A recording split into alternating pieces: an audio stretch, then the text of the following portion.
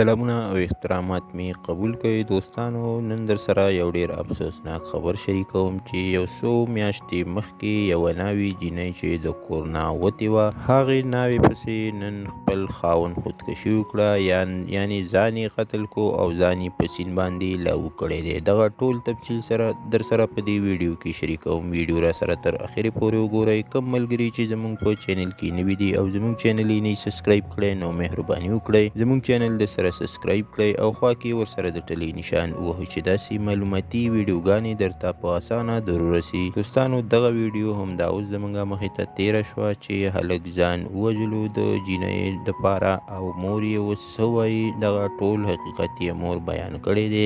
د نن نه څو میاشتې مخکې یو هلک چې د یوې جینۍ سره یې ډېر په مینه واده کړی و او تقریبا 2-3 میاشتې یې ورسره هم تېرې کړې وې چې په دې کې د دوی هیڅ قسمه څه ناراضګي جنګ جګړې نه وې راغلې. خو د دغې جینۍ د واده 2-3 میاشتې شوې وې چې 2-3 میاشتې کې دغه جینۍ بیا د کور نه ووتله او مور یې ټول حقیقت ښکاره کو چې زما زوی دغه د جینۍ ډېره په خوښه کړې وه او هیڅ قسمه داسې جنګ جګړې زموږ په کور کې نه وې راغلي، ځکه چې موږ به د هر ځیله بوتلله که چېرته به د دې زړه وغوښتل موږ به ورته منا منې نه کوله. او مور یې دا هم وایي چې موږ دغه جینۍ ډېره خوشحاله ساتله، خو پته نه لګي چې په کومو داسې وجوهاتو دې دا خپل کور پرېښودو او د کور نه ووتله چې په دې باره کې موږ پولیسو ته هم اطلاع ورکړې وه. موږ ورته CCTV فوټیج هم ښودلي وو، خو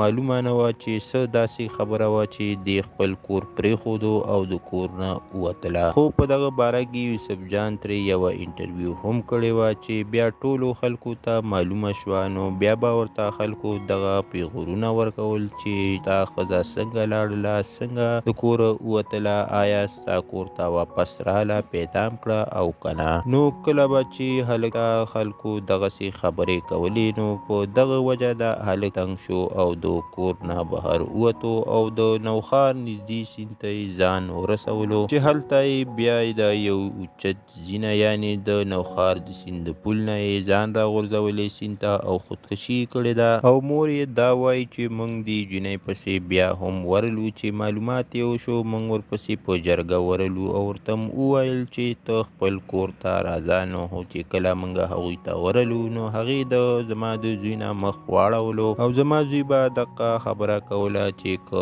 دا مې واپس رانوسته او ما سره رانله نو زه به خودکشي وکړم. خو چې کله موږ راواپس شو نو د هلک 2-3-4 ورځې کور کې تېرې کړې او بیا به یې د نشې ګولۍ هم خوړلې چې په دغه ورځ یې هم دغسې کار کړی و چې بیا روان شو او د سیند طرف ته. ما ورپسې ډېر کوشش وکړو خو رامنې نه شو او چې پل ته ورسېدو نو خودکشي وکړه. په دغه موقع باندې د ریسکو 11 ټیمونه هم موجود او دوی زموږ دا زوی بچ نه کو او لا تر اوسه پورې زموږ چا هیڅ مدد نه دی کړی چې لا تر اوسه پورې زموږ طرف ته هیڅ توجه نه ده کړې او لا تر اوسه د هغه مړی نه دی پیدا شوی او په سیند کې ورک دی. دوستانو واقعا دا ډیره یو د افسوس خبره ده چې داسې کار کیږي او ریسکو 11 موجود وي. نو دوستانو واقعا دا یو ډیره د غم خبره ده چې یو طرف ته ترې ناوې ښځه لاړله او بل طرف ته دې هلک خودکشي وکړه چې